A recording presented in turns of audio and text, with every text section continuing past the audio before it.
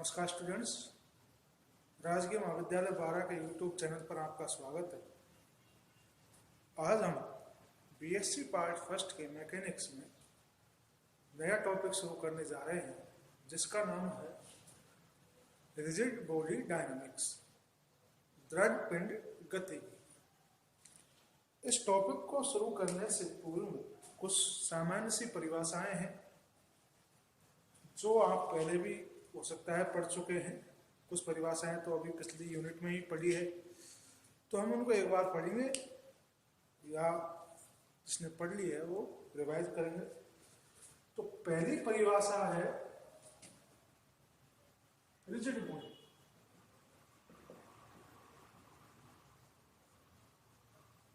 दृढ़ पिंड क्या होता है?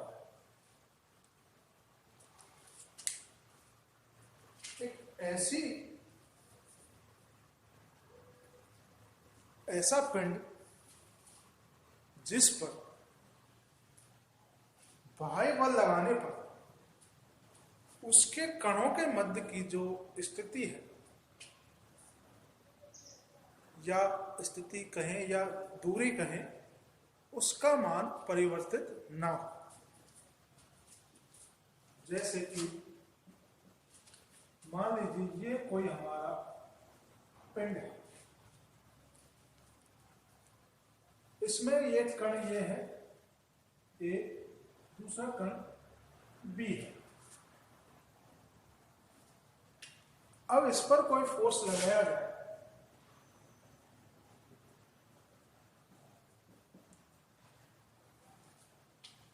तो इन दोनों कणों के मध्य की दूरी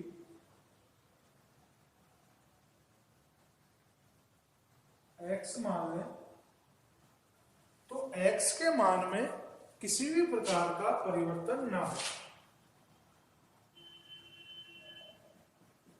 कणों के मध्य की दूरी किसमें? बाह्य बल के कारण कणों के मध्य की दूरी x में कोई परिवर्तन ना हो।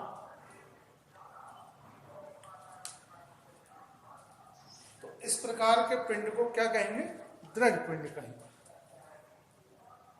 और उसके अंदर हम एग्जाम्पल लें तो जैसे सॉलिड बॉडीज जो होती हैं, मुख्यतः हम उनको ही लेते हैं। उसके बाद जो परिभाषा आती है वो है घूर्णन गति।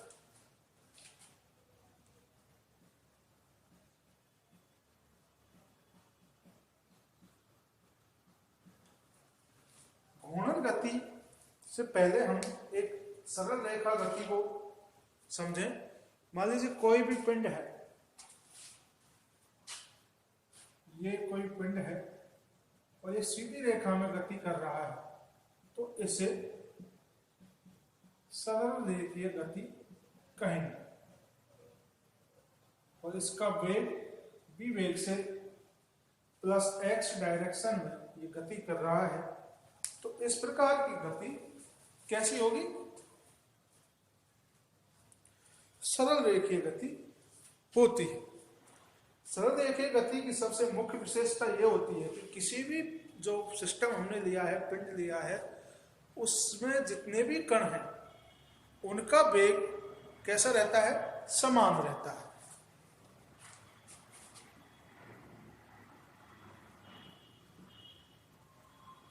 सभी कणों का वेग समान कितना होगा?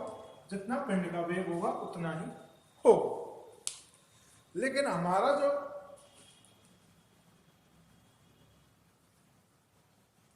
डेफिनेशन है वो है घूर्णन गति। घूर्णन गति में कोई भी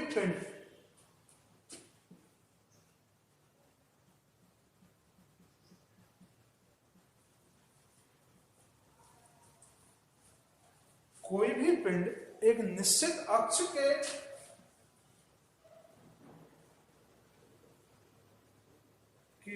चारों ओर चक्कर लगाता है।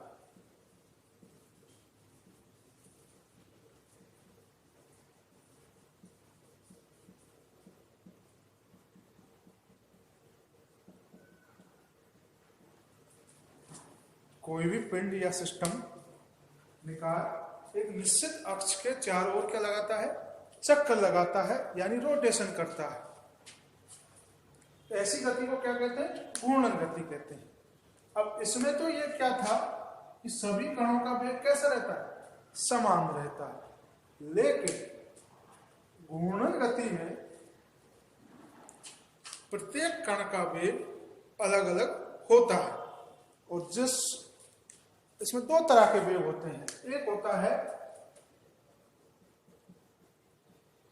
कोणीय वेग, दूसरा रेखीय वेग। कोणीय वेग वो होता है जिसके द्वारा ये इसे ओमेगा से इसे बी से सिंबलाइज करते हैं। जिस वेग से ये अक्ष के चारों ओर चक्कर लगाता है उसे क्या कहते हैं, कोणीय वेग कहते हैं। अब कोणीय वेग को निकालने का जो फॉर्मूला है, जैसे मान लीजिए ये अक्ष है और कोई कण इसके चारों तरफ इस प्रकार से ओमेगा वेग से गति कर रहा है, तो मान लीजिए t बराबर 0 समय पर ये यहां था और t बराबर t समय पर ये पहुंच गया यहां पर, तो ये जो एंगल बना थीटा, तो ओमेगा बराबर थीटा अपॉन टी से कोणीय वेग को निकालते हैं। यानी कि कण के एकांक समय में होने वाले कोणीय परिवर्तन को उसका कोणीय वेग कहते हैं। अब आती है रेखीय वेग की परिभाषा। रेखीय वेग का मान उसके कोणीय वेग तथा कण की, जैसे मान लीजिए ये कण है और इसकी दूरी यहां से r1 है, तो a1 ये कण है और उसकी अक्ष से दूरी कितनी है, r1 है, तो उसका कोणीय वेग या रेखीय वेग इतना आता है, जो किस पर डिपेंड करता है, कोणीय वेग तो सबका समान होता है। कोणीय वेग की जो विशेषता है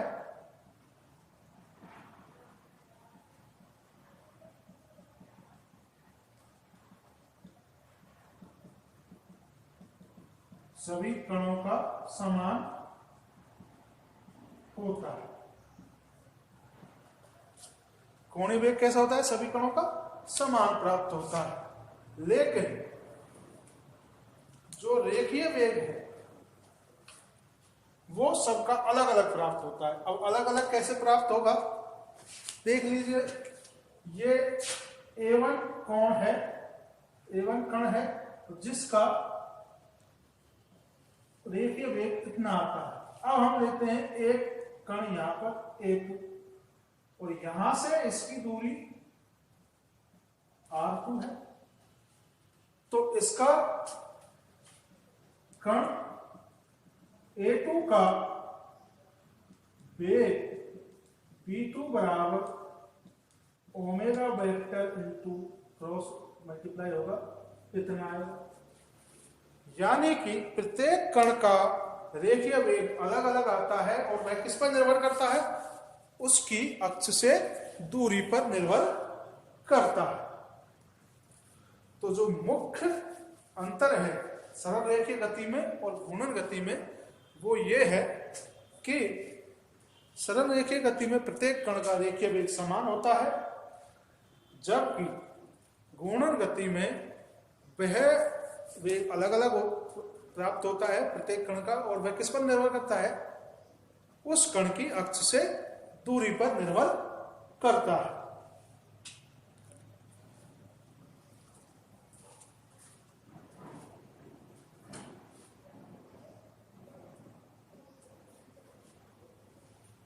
अब जो अगली परिभाषा है वो है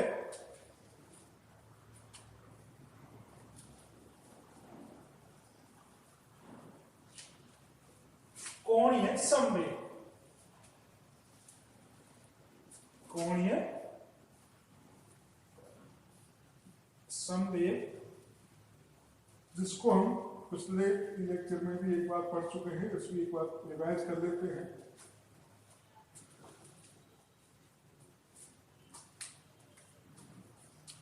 एंगुलर मोमेंटम या कोणीय संवेग, जिसे हम जे से डिफाइन करते हैं। मान लीजिए ये एक हमारा कोई पिंड है और ये इस अक्ष के चारों तरफ ओमेगा वेक्टर कोणीय वेग से गति कर रहा है। तो इसका जो कोणीय संवेग है वो इसके रेखीय संवेग के आघूर्ण के बराबर होता है। रेखीय संवेग के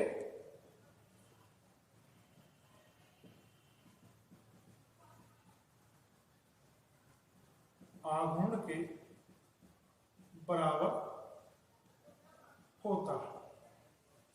यानी कि जे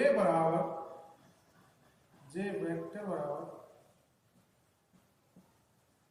एम आई या r i multiply p i और m i r i multiply b आई,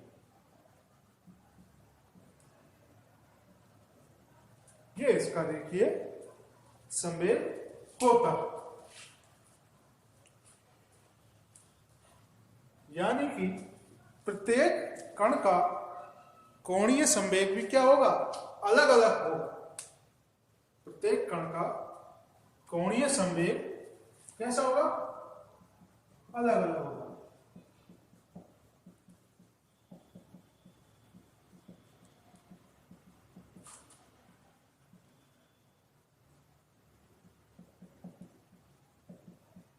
होगा या होता है। तथा पिंड का, भाई मान लीजिए ये हमारा आईवा कण है, ए आई है, और इसका कोणीय संवेग ये है।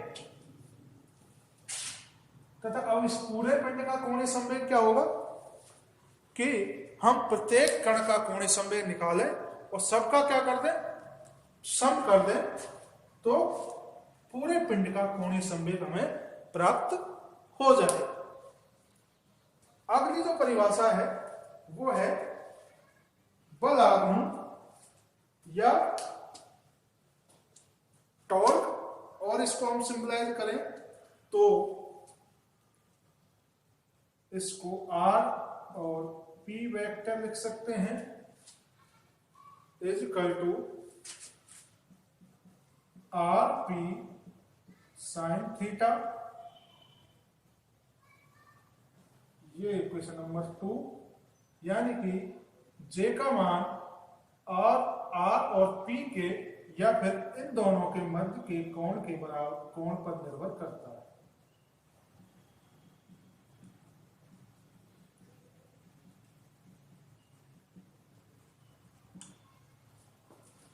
ठीक है।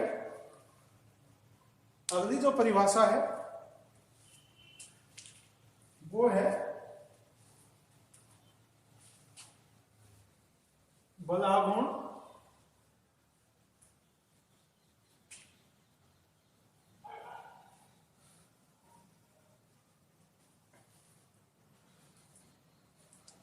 टॉर्क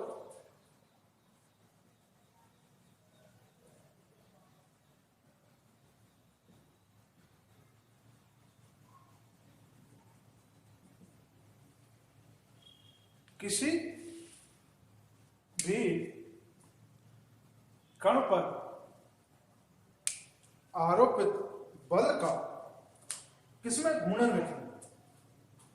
सारी किसके लिए है? घूर्णन गति के लिए। भाई ये इस अक्ष के चारों तरफ रोटेशन कर रहा है, गति कर रहा है, तो यहां पर इस पर कुछ ना कुछ फोर्स लगेगा, तभी तो वो गति करेगा। और इस पर भी वो बल लगेगा। तो टॉर्क बराबर are I into F I.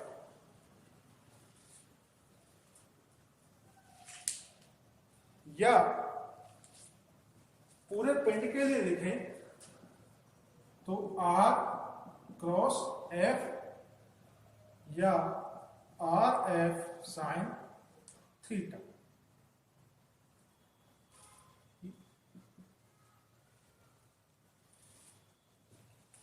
किसी भी बल का आघूर्ण उस बल का बल आघूर्ण कहलाता है, यानी कि किसी कण पर आरोपित बल और उसकी अक्ष से दूरी का सदिश गुणन। कैसा गुणन? सदिश गुणन क्या कहलाएगा? बल आघूर्ण कहलाएगा। ठीक है। तो अब जो डेफिनेशन है वो है कोणीय संवेग और टॉर्क में संबंध। तो पिछले लेक्चर में हम जानते हैं कि अब हम यहां से पढ़ेंगे गति का, घूर्णन गति का समीकरण।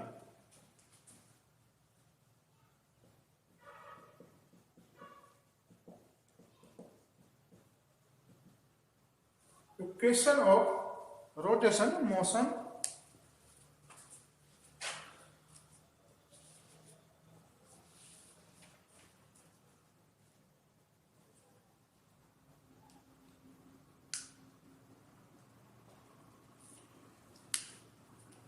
हम ये जानते हैं कि एंगुलर मोमेंटम और टॉर्क के मध्य संबंध होता है D J upon d T vector बराबर टॉर्क, और जे बराबर होता है आई ओमेगा।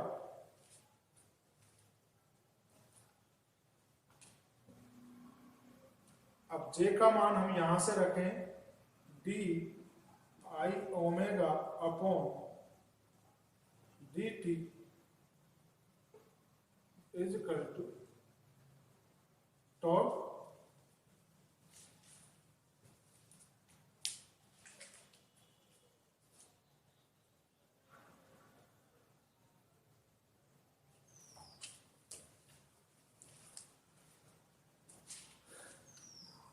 या आई को हम बाहर ले लें,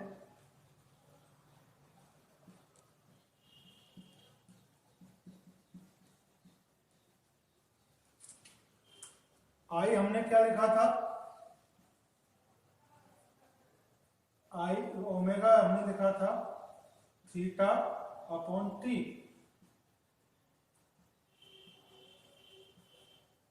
तो डी ओमेगा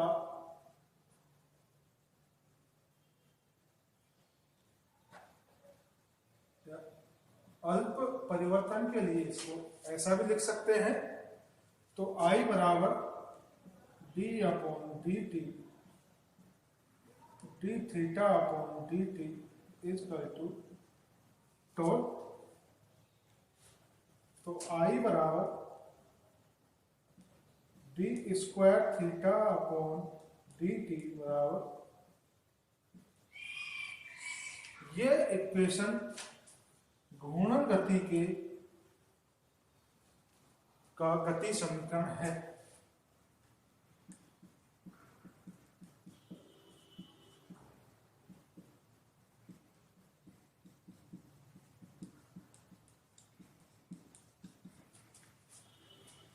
अब यदि किसी पिंड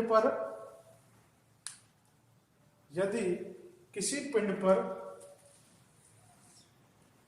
इसको हम इक्वेशन नंबर 2 दें या इसे 3 दें तो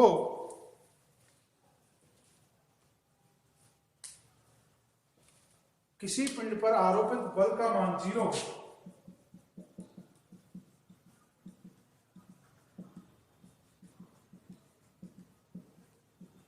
शून्य हो तो टी टॉ बराबर 0, तो यहां से डी ओमेगा डी टी बराबर 0, यानी कि उसके कोणीय वेग में परिवर्तन शून्य प्राप्त होगा। और जब वेग में परिवर्तन नहीं है, कोई बल आरोपित नहीं है, तो जो कण गति कर रहा है वह गति करता रहेगा, जो स्थिर है वह स्थिर रहेगा। यानी कि यहां से कौन सा नियम, जड़त्व का नियम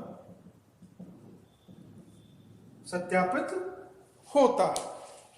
तो यह था कुछ परिभाषाएं और equation of motion for rotation motion. आगे हम पढ़ेंगे जड़त्व नियतांक।